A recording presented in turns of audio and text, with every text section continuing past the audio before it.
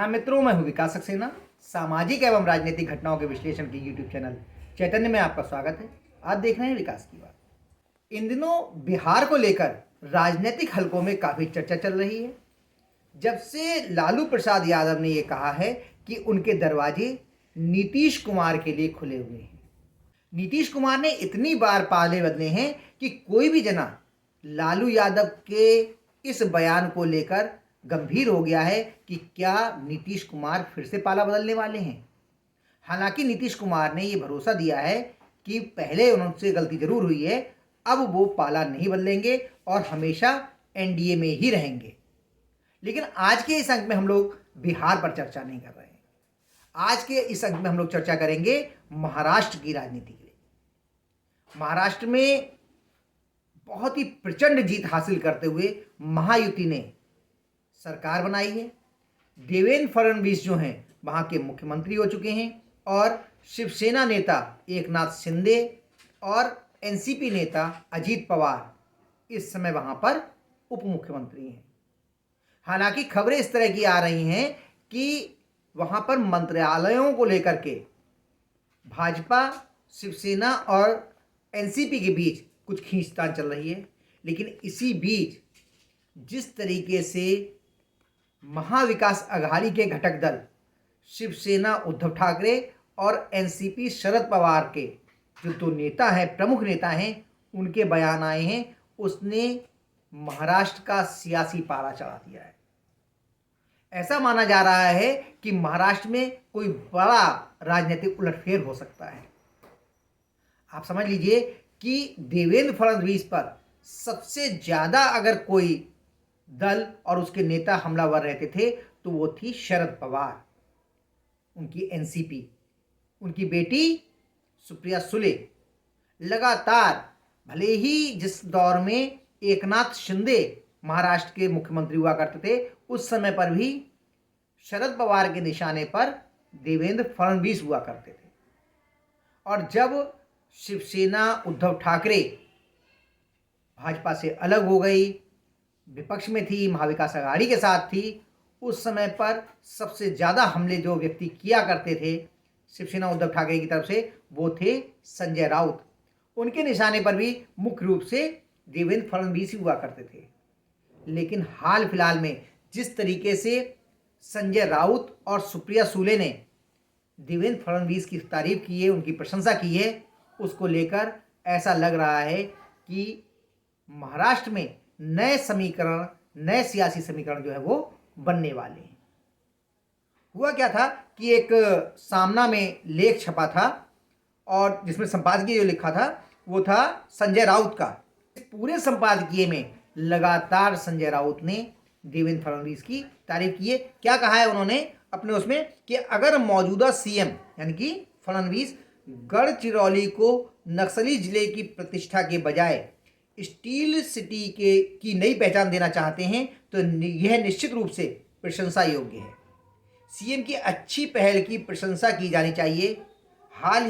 इसके अलावा हाल ही में जो शिवसेना उद्धव के प्रमुख हैं उद्धव ठाकरे, उन्होंने जब शीतकालीन सत्र चल रहा था महाराष्ट्र विधानसभा का, तो उसमें उन्होंने फडणवीस से मुलाकात भी की थी। अभी 2-3 दिन पहले मैंने एक वीडियो बनाया था जिसमें बहुत सारे एक वीडियो हो रही थी वायरल, जिसमें कहा जा रहा था कि संजय राउत की शिवसेना उद्धव ठाकरे गुट के ही कुछ नेताओं ने मातोश्री में जमकर कुटाई की है, जमकर मार लगाई है।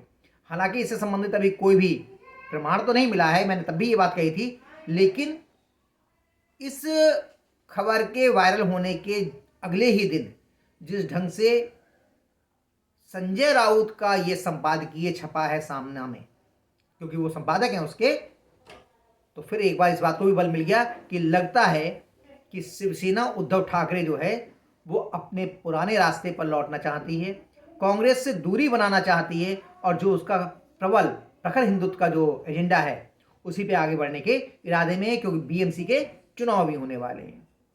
इसके अलावा जिस प्रकार के महाराष्ट्र के विधानसभा चुनाव में शिवसेना उद्धव ठाकरे और एनसीपी शरद पवार की दुर्गति हुई है, उनके प्रत्याशी नहीं जीत पाए हैं, इसके बाद इस बात की संभावना बन गई है और कि ये दोनों ही नेता चाहे वो उद्धव ठाकरे हों या फिर शरद पवार, ये अपने राजनीतिक अस्तित्व को बचाने के लिए कांग्रेस से पीछा छुड़ा सकते हैं। इसीलिए महाराष्ट्र की राजनीति में कांग्रेस जो है वो अलग थलग पड़ती हुई दिखाई दे रही है। उन्हें लग रहा है कि राहुल गांधी के नेतृत्व में वो कोई बहुत बड़ा राजनीतिक सफलता हासिल नहीं कर सकते। जिस तरीके से राहुल गांधी की सुई कभी चौकीदार चोर है पे अटक जाती है और अभी वो लगातार अडानी अंबानी पर अटके हुए हैं, इसको लेकर भी कम से कम शरद पवार तो बहुत खासे नाराज हैं और उन्हें ये चीज़ें पसंद नहीं आ रही हैं।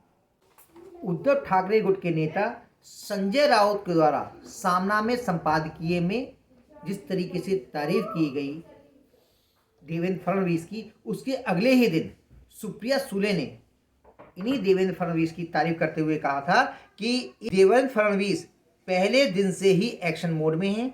ऐसा लगता है कि वे अकेले हैं जो सक्रिय रूप से काम कर रहे हैं, कोई अन्य मंत्री सक्रिय नहीं है। यही सुप्रिया सुले जब पिछला कार्यकाल था तो इन देवेंद्र फडणवीस को अंशकालिक गृह मंत्री कहा करती थी, लगातार इन पे हमलावर रहती थी। लेकिन अचानक ये हृदय परिवर्तन क्यों हुआ है? अभी ये बात और सुनने में आ रही है कि इस पवार फैमिली की तरफ से ही एक हैं तो सेफ हैं इस नारे को उच्चारित किया जा रहा है। अब ये एक हैं तो सेफ हैं, ये अजीत पवार के लिए कहा जा रहा है कि भाई परिवार अगर एक रहेगा तो सुरक्षित रहेगा, राजनीतिक रूप से ज़्यादा आगे बढ़ेगा। क्या इशारा है उनका? क्या आने वाले समय में चाचा भतीजा एक होने जा रहे हैं, भाई बहन एक होने जा रहे हैं? और ऐसे ही क्या एकनाथ शिंदे और उद्धव ठाकरे की जो शिवसेना यूवीटी है वो एक होने जा रही है? क्या होगा? ये कठिन परिस्थितियां हैं, क्योंकि ऐसा बहुत आसान नहीं दिखाई देता कि उद्धव ठाकरे और एकनाथ शिंदे अब एक ही गुट में हो पाएंगे। हालांकि अजीत पवार और शरद पवार के मिलने की तो संभावना है, लेकिन फिर भी इतना दिखाई दे रहा है कि ये सब लोग परिस्थितियों को भांपते हुए अब भाजपा के साथ महाविकास अघाड़ी को छोड़कर महायुति में शामिल होने का मन बना रहे हैं। तभी इस तरह की प्रशंसा की गई है। और जो उद्धव ठाकरे हैं उन्हें बीएमसी चुनाव में देखना है कि उनके कम से कम उम्मीदवार इस स्थिति में रहें कि उन्हें सम्मानजनक स्थान मिल सके। और शरद पवार जी को अपनी बेटी सुप्रिया सुले का राजनीतिक भविष्य जो है वो सुरक्षित करना है। इसलिए मैंने पहले भी लोकसभा चुनाव के जो नतीजे आए थे उसी के आसपास एक वीडियो बनाया था, जिसमें कहा भी था कि सुप्रिया सुले जो हैं आने वाले समय में केंद्र सरकार में मंत्री बन सकती हैं। तो हो सकता है जो मैंने तब बात कही थी वो अब सही हो जाए। केंद्र की राजनीति सुप्रिया सुले करें और महाराष्ट्र की राजनीति अजीत पवार करें, इसकी बहुत ज़्यादा संभावना दिखाई दे रही है। हालांकि टीवी चैनलों पर और अखबारों में सुर्खियां बिहार बना हुआ है, नीतीश कुमार बने हुए हैं, लालू प्रसाद यादव और तेजस्वी यादव बने हुए हैं। लेकिन आप ये मान के चलिए कि बड़ा राजनीतिक धमाका जो है वो महाराष्ट्र से होता हुआ दिखाई दे रहा है, जिसमें हो सकता है कि कांग्रेस पार्टी, राहुल गांधी और उनके जो दूसरे नेता हैं वो अलग थलग दिखाई दे। महायुति के साथ में शरद पवार और उद्धव ठाकरे जो है वो किसी भी क्षण खड़े हो जाए। तो आज के अंक में बस इतना ही। अगले अंक में हम लोग फिर मिलेंगे किसी नए मुद्दे के साथ। तब तक के लिए अनुमति दीजिए। आपसे अनुरोध है कि अगर आपको ये वीडियो पसंद आया हो तो इसे लाइक कीजिए, शेयर कीजिए। और हाँ, अगर इस चैनल पर आप नए हैं तो आपसे ये भी अनुरोध है कि इस चैनल को सब्सक्राइब करने के बाद नोटिफिकेशन का बेल आइकन जरूर दबाइए। धन्यवाद। प्रणाम।